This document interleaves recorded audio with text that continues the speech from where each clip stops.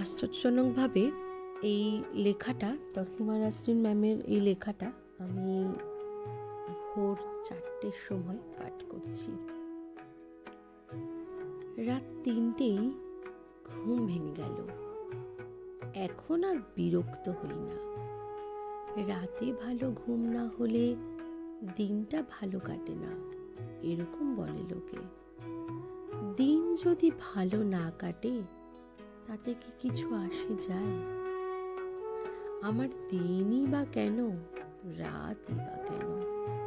দিন দিনের মতো বসে থাকে দূরে, রাতও রাতের মতো। ঘুমিয়ে থাকার গায়ে মুখ গুজে গুটিসুটি শুয়ে থাকে জেগে থাকা।